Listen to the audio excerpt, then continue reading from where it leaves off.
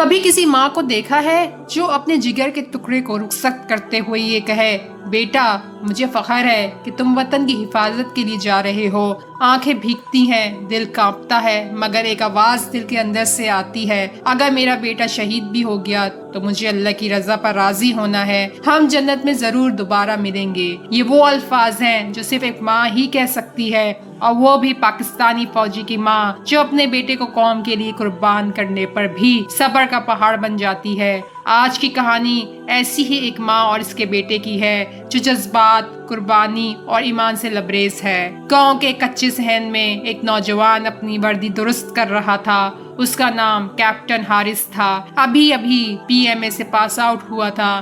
آنکھوں میں خواب تھے، دل میں عزم تھا اور لبوں پر اپنی ماں کے بولے ہوئے الفاظ۔ اس کی ماں اماں زینت درخت کے سائے میں بیٹھی قرآن کی تلاوت کر رہی تھی۔ جب بھی بیٹے کو وردی میں دیکھتی دل خوشی اور فخر سے بھر جاتا، لیکن ساتھ ہی ایک ہلکی سی کپکپاہٹ دل کو چھو لیتی۔ کیا پتا یہ بیٹا کب ملک کی حفاظت کرتے ہوئے جان دے دے۔ ایک دن حارث نے ماں کے قریب بیٹھ کر کہا، اماں دعا کریں میرا سینہ ہمیشہ دشمن کے سامنے ڈٹ جائے۔ اماں مسکرائیں مگر آنکھوں میں نمی چھلک آئی۔ وہ بولیں، بیٹا تم وطن کے لیے لڑو گے تو میرا سر فخر سے بلند ہوگا۔ یاد رکھنا اگر شہادت نصیب ہوئی تو یہ رونے کا دن نہیں ہے، یہ خوشی کا دن ہوگا، کیونکہ ہم جنت میں ضرور دوبارہ ملیں گے۔ یہ الفاظ جیسے بیٹے کے دل پر نقش ہو گئے۔ حارث اکثر ڈیوٹی پر جانے سے پہلے ماں کے قدموں میں بیٹھتا اور اماں اس کے سر پر ہاتھ رکھ کر دعا دیتی، اللہ تمہیں اپنی حفاظت میں رکھے، اگر میرا بیٹا شہید ہو تو میرے صبر کی بھی حفاظت کرنا۔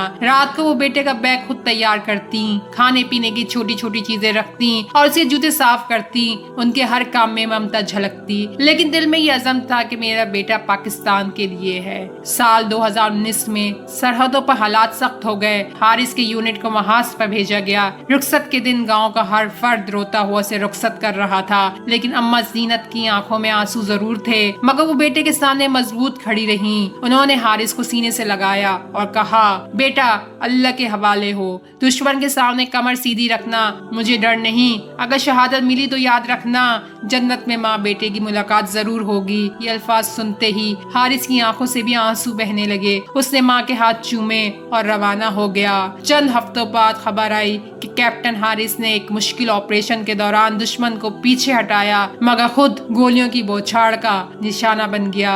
وہ اپنے ساتھیوں کو بچاتے ہوئے شہید ہو گیا۔ یہ خبر گاؤں میں پہنچی تو ہر طرف سناٹا چھا گیا، لوگ رونے لگے، لیکن جب فوجی افسران پرچم میں لپٹا ہوا تابوت لے کر اماں زینت کے گھر پہنچے تو سب سوچ رہے تھے یہ ماں ٹوٹ جائے گی، لیکن وہ آگے بڑھیں، تابوت کو چھوا اور بلند آواز میں کہا، الحمدللہ میرا بیٹا شہید ہوا ہے، مجھے اس پر فخر ہے، میں جانتی ہوں کہ وہ اب جنت میں ہے اور ایک دن ہم وہاں ضرور دوبارہ ملیں گے۔ یہ الفاظ سن کر ہر آنکھ اشک بار ہو گئی۔ لوگ حیران تھے کہ یہ کیسی ماں ہے جس نے اپنے جگر کے ٹکڑے کو کھو کر بھی صبر کی ایسی مثال قائم کی۔ اماں زینت نے بیٹے کی قبر پر کھڑے ہو کر کہا، میرے پاکستانی بیٹوں اور بیٹیوں، اپنے وطن کو کبھی کمزور مت ہونے دینا۔ میرے بیٹے نے اپنی جان دے دی تاکہ یہ سرزمین محفوظ رہے۔ یاد رکھو پاکستان ہمارا گھر ہے، اگر ضرورت پڑے تو اپنی جان بھی قربان کر دینا۔ ہم شہداء کی مائیں صبر کرنا جانتی ہیں، لیکن ہمیں یہ بھی امید ہے